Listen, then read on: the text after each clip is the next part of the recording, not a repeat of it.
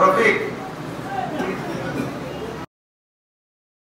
আমাদের মাহফিলের আজকে প্রধান অতিথি মৌলানা মুফতি নিসার আহমদ আল কাদরিকে ওনাকে যেন নেকের হায়াত করে সবাই আমিন হক্কানি রব্বানি আমাদের সিলেটের জন্য সবচেয়ে বড় আলেম হিসেবে কবুল করে আমিন।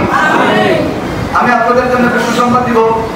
আমাদের হাফিজি মাদ্রাসায় প্রতি বছর আপনাদের সহযোগিতায় প্রতি বছর আমাদের ছাত্ররা হাফিজি শেষ করে তাদেরকে আমরা পাঠিয়ে দিই।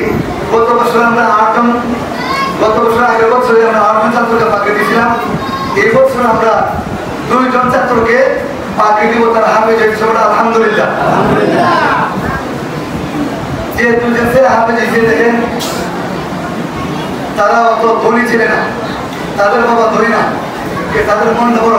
তাদের মনটা কি? তারা মনটা একেবারে তারা আল্লাহর কাছে ধনী। এই জন্য হাদিসে বলছেন এক শ্রেণীর ধনীর থেকেও দুনিয়ার গরিবরা 500 বছর আগে বেঁচে যাবে। সুবহানাল্লাহ।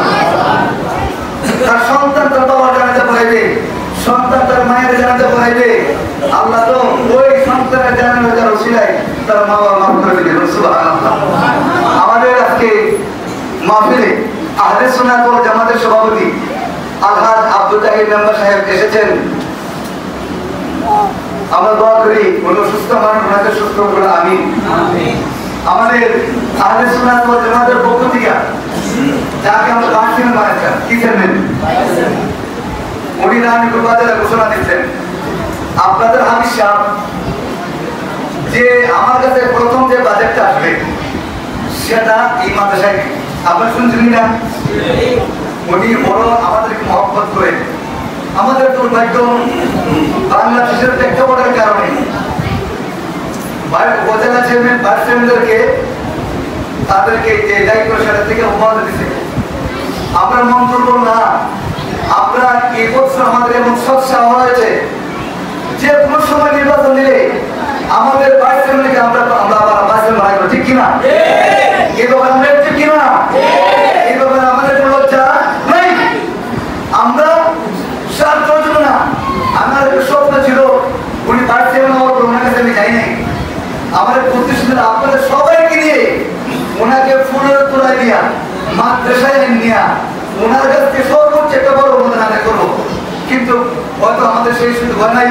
আমরা সফর করেছি আল্লাহর দরবারে, আমরা অপেক্ষামান ওনাকে আবার বাড়িতে বানাইবেন এবং সুন্নি জামাতের পক্ষ থেকে আরো অনেক নেতৃত্ব তৈরি হবে। তাদের মাধ্যমে সুন্নি জামাতের যত মাদ্রাসা আছে, যত প্রতিষ্ঠান আছে, যত ওয়াজ মাহফিল আছে সেগুলো তাদের মাধ্যমে আমরা সাজাবো ইনশাআল্লাহ। তারপর বাড়িতে সবাইকে বলবো আপনার মাধ্যমে আমাদের মাদ্রাসা অনেক সহযোগিতা পাওয়ার সুযোগ রয়েছে। যেহেতু আপনি উপজেলা চেয়ারম্যান হয়েছেন, একদিকে প্যানেল চেয়ারম্যান, কোন চেয়ারম্যান? প্যানেল চেয়ারম্যান হিসেবে আবার ভাইস চেয়ারম্যানও। ওনার রাস্তাঘাট জানা আছে কিনা নাই জানেন না? আমি জানি, উনি অনেক জানেন। এই জন্য আপনার দ্বারা কোনো উন্নয়নমূলক কাজ চাইলে আমার মতন আগে যাওয়া লাগবে, কিতাব না আপনি বুঝতে জানেন।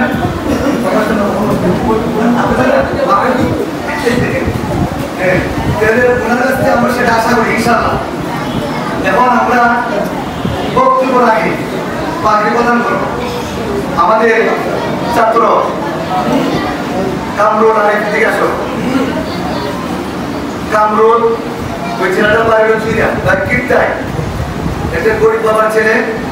তার দাদার স্বপ্ন হইল তার দাদা বড় মানুষ, উনি নিজে আসতে হুজুর আপনার কাছে আমার হাতে হাফেজা বানিয়ে দিবেন। আল্লাহ রাব্বুল আলামিন ওনার দোয়া কবুল করে সবার আমিন। ওনার নাতি এই ছেলেটা আর এই ছেলেটা হলো আপনার মসজিদ সুন্দর ব্যাপারে এই ভাই ছেলে দুজন ছেলে হাফেজ হয়েছে। আপনার শুনলে খুশি হবেন। আমাদের এই মাদ্রাসার ছাত্ররা চট্টগ্রামে, ঢাকাতে, সারা বাংলাদেশের বিভিন্ন মাদ্রাসায় এফসিনের দায়িত্বে আছেন, মসজিদের দায়িত্বে আছেন, বেশটা আমাদের মডেল মসজিদের দায়িত্বে আছেন। এইভাবে বিভিন্ন দায়িত্বে আছেন। আপনাদের সবার সহযোগিতায় আপনাদের 10 টাকা 20 টাকা 100 টাকা দেন, লজিং খাওয়ান, শেখার ফসল আপনারা যদি আমরা দোয়া নাও করি কিন্তু আল্লাহর পক্ষ থেকে আমরা টপতে না ইনশাআল্লাহ। আল্লাহ আপনাদেরকে অবশ্যই দিবেন। এই জন্য আজকে ওই ছাত্রদেরকে কামরুলকে বাকি বলে দিবেন। আজকের মাহফিলের প্রধান অতিথি রফিক